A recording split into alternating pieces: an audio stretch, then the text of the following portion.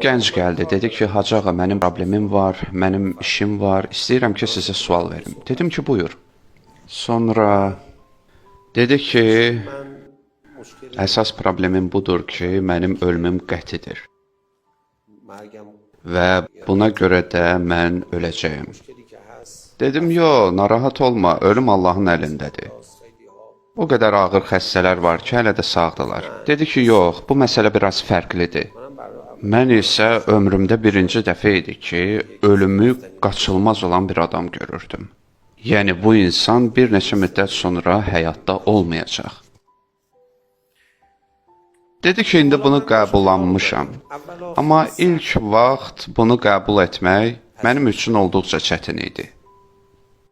Bir sübh yuxudan oyandım və dedim, istəyirsən ölməmişdən öncə öləsən, bir neçə gün həyat yaşa. Çölə çıx, iş gör, söhbət elə, insanlarla əlaqə saxla. Hə, nə olsun ki, öləcəksən? Dedi ki, həyatımı yaşamağa başladım. Həyatı yaşamağa başladım ki, kimsə mənə əziyyət versəydi, mən daha incimirdim. Deyirdim ki, zaten öləcəyim və bu onsuz da mənə əziyyət vermirdi. Həsəd aparmırdım. Onsuz da mənə heç nə lazım deyil. Görsəydim ki, bir toydur, anaları kimi xoşhal olardım. Gənclərin xoşbəxtliyi üçün onlara dua edərdim.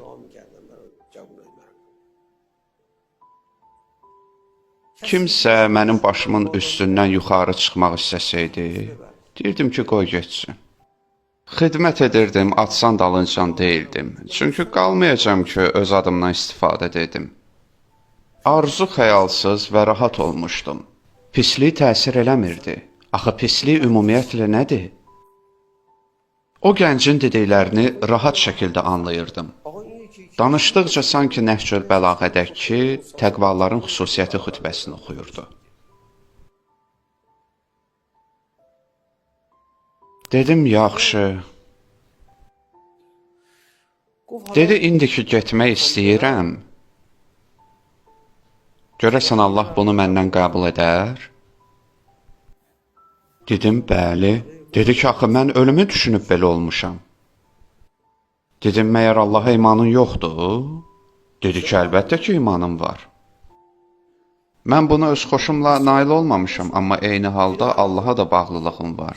Elə zaten bağlılığım yalnız Allahadır.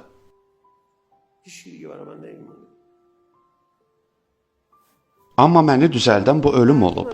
Problemi yoxdur ki. Deməz ki, ölümü anladığın üçün düzəlmisən.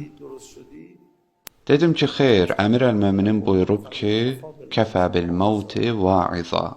Yəni, ölüm moizə üçün kifayət edir. Sən də bu moizədən yararlanmısan. Çox sağ ol, dedi və getdi. Dedim, ağa, hara gedirsən? Bir səbirli ol, bir oturaq, danışaq. Dedi, yox, bir işim də yoxdur, sizi də narahat eləməyim.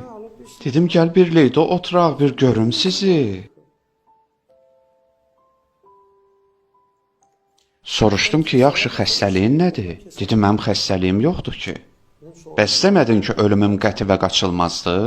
O dedi, mən dedim ki, ölümüm qətidir, demədim ki, xəstəyəm. Dedim, bəs bu qaçılmaz ölüm nə zaman olacaq?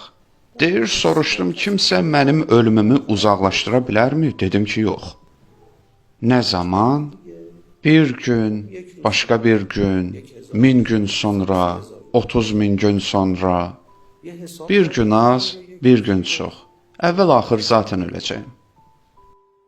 Dedim, onda sən xəstə deyilsən, hə? Xeyr.